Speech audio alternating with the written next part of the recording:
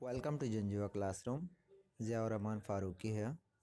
पिछली क्लास में my dears हमने पढ़े थे इंडेफिनाइट, प्रेजेंट इंडेफिनाइट टेंस पढ़ा था और उसका मैंने आपको होमवर्क भी सेंड किया था। आज हम पढ़ेंगे past indefinite tense. Indefinite tense में दूसरे नंबर पर आता है और ये हमारा दूसरा टेंस है। तो पास्ट इंडेफिनाइट टेंस में हम बात कर रहे होते हैं एक बहुत ही डिस्टेंट पास्ट की, यानी डिस्टेंट से मुराद ये है कि बहुत दूर दराज के पास्ट की बात कर रहे होते हैं हम, और ये हमारी पास्ट की हैबिट्स को ज़ाहिर कर रहा होता है कि माजी में हम ये काम किया करते थे, या हम एक बहुत ही दूर की बात करते हैं। फॉर एग्ज़ाम्पल, मैं स्कूल गया, ओके, और हमने खाना खाया या खाना खाया था। तो जैसा कि डिस्टेंट पास्ट या बहुत दूर वक्त गुज़रे हुए से ज़ाहिर है, मीन्स था या ठीक है, इस तरह के इसमें सेंटेंसेस आते हैं और उसका मफ़हूम आपको ये क्लियर होना चाहिए कि हम इसमें एक बहुत ही माजी, इसको उर्दू में जो हमारे पास नाम है माजी बईद, ठीक है जी, माजी बईद मतलब दूर दराज के माजी की बात कर रहे होते हैं। तो इसमें जो हमारे पास पॉजिटिव सेंटेंसेस होते हैं उसका स्ट्रक्चर ये होता है कि सब्जेक्ट आता है, उसके बाद वर्ब की सेकंड फॉर्म आती है और उसके बाद आपके पास ऑब्जेक्ट या कॉम्प्लीमेंट आता है। ठीक है जी। तो ऑब्जेक्ट या कॉम्प्लीमेंट मैंने आपको पिछली वीडियो में एक्सप्लेन किया था कि ऑब्जेक्ट तो होता है मफ़ऊल, यानी कि जो डायरेक्टली उस वर्ब को रिसीव कर रहा होता है, उस एक्शन को रिसीव कर रहा होता है। लेकिन कॉम्प्लीमेंट वो होता है कि जो ऑब्जेक्ट नहीं होता है, उस वर्ब का ऑब्जेक्ट नहीं होता है, बल्कि वह जुमले को मुकम्मल करने के लिए इस्तेमाल होता है। तो सबसे पहले आपके पास सब्जेक्ट आएगा जैसे कि आई, वर्ब की सेकंड फॉर्म आएगी जैसे कि went, okay, I went to Lahore. अब ये जो मैंने टू लाहौर लिखा है ये कॉम्प्लीमेंट है, ठीक है जी, ये इसका ऑब्जेक्ट नहीं है। तो ऑब्जेक्ट जो होता है वो वर्ब के बाद फ़ौरन आता है, चाहे वो एक आपके पास फ्रेजल वर्ब है, यानी कि जैसा कि गिव अप। ठीक है जी। तो अब जो गिव के साथ प्रपोजिशन आ रही है अप, ये इसी के साथ ही है, इसका मतलब होता है तर्क कर देना। लेकिन जब कोई प्रपोजिशन वर्ब के साथ नहीं होती है बल्कि वो इस दूसरे नाउन के साथ होती है, तो इसकी वजह से ये जो सारा होता है वो हमारे पास कॉम्प्लीमेंट बन जाता है। तो ये आपको मज़ीद क्लियर हो जाएगा जब हम एक्टिव वॉइस और पैसिव वॉइस पढ़ेंगे इसके बाद। तो इसको हम कैरी ऑन करते हैं। यहाँ हमारे पास जो है आई वेंट टू, तो यह आपके पास यही सिचुएशन होगी तमाम में, जैसे कि अगर हम बनाते जाएं, वी वेंट टू लाहौर और you went to Lahore, he and she went to Lahore, he went to Lahore, और कोई इट वेंट टू लाहौर। यहाँ पर कोई नाम लिख लेते हैं, for example Bilal went to Lahore, और यहाँ पर हम कोई दो नाम लिख लेते हैं, for example Amjad and Bilal went to Lahore. तो सबका यही स्ट्रक्चर होगा और आखिर में आपके पास आएगा दे वेंट टू लाहौर, यानी तमाम का यही स्ट्रक्चर होगा। ये सारे मैंने सब्जेक्ट्स लिख दिए हैं। इसके बाद वर्ब की सेकंड फॉर्म और कॉम्प्लीमेंट वहीं रहेंगे। ठीक है जी।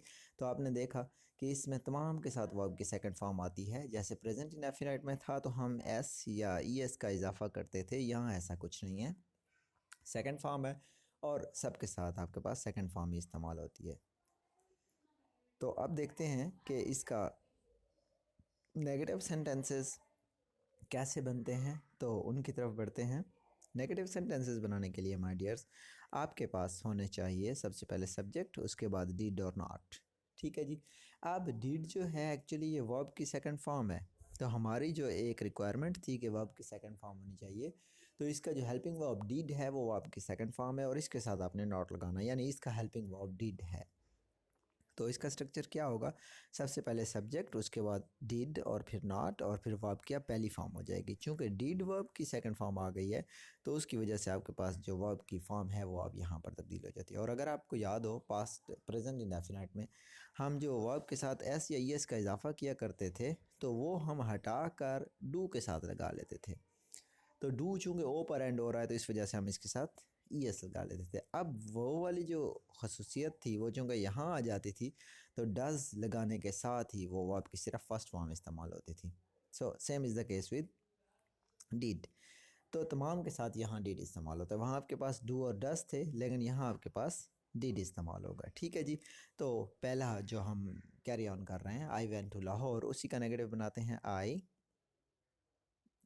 Did not go to Lahore. ठीक है जी, मैं लाहौर नहीं गया था। तो इसको कैरी ऑन करते हैं, आपके पास वी का बनेगा, we did not go to Lahore, you did not go to Lahore, he did not go to Lahore, she did not go to Lahore. बाकी यही सेम है जो कि मैं नहीं लिख रहा हूँ, but you are suppose to write it down जब आपको होमवर्क मिलेगा।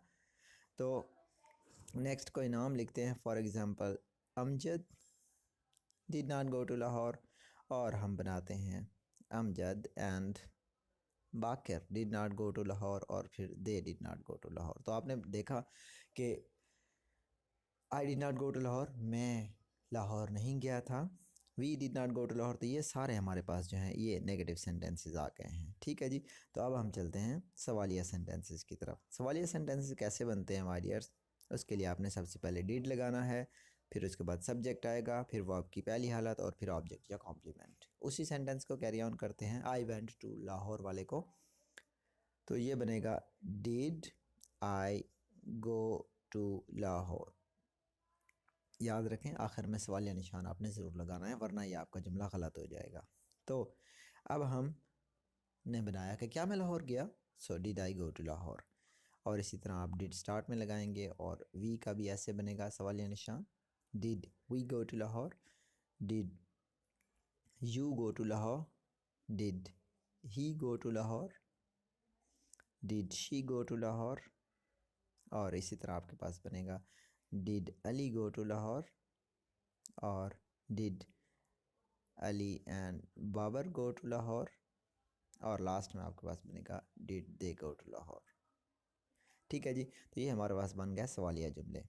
अब हम बढ़ते हैं मनफी सवालिया जुमलों की तरफ। मनफी सवालिया जुमले कैसे बनेंगे? आपने सबसे पहले डिड लगाना है, फिर उसके बाद सब्जेक्ट, फिर अब सब्जेक्ट के बाद नॉट। तो ये बनेगा did I not go to Lahore. सवालिया निशान ज़रूर लगाना है क्योंकि ये नेगेटिव इंटरोगेटिव कि क्या मैं लाहौर नहीं गया था। Similarly did we not go to Lahore, did you not go to Lahore, और did he not go to Lahore, did she not go to Lahore, did Ali not go to Lahore, did Ali and Babar not go to Lahore, और did they not go to Lahore. ठीक है जी। So that's it for today for all the sentences. मैंने तमाम sentences बना दिए हैं। अब आपने करना ये है माय डियर्स कि मैं आपको एक जुमला देता हूँ, आपने उसके सेंटेंसेस बनाने हैं। जैसे कि मैं एक बना कर देता हूँ, आई एट मील। ठीक है जी। आई एट मील, आप इसके सारे के पॉजिटिव बनाएंगे, वी और यू, फिर उसके बाद ही, शी, इट, और अली एंड बाबर पूरा नाम लिखेंगे आप, और उसके बाद दे। आपने बनाने हैं 1 2 3 4 5 6 7 8 9 जुमले बनाने हैं इसके।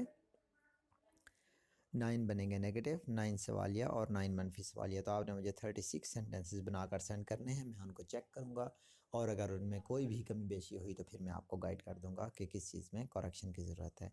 सो मिलते हैं नेक्स्ट टेंस यानी कि फ्यूचर इंडेफिनाइट के साथ।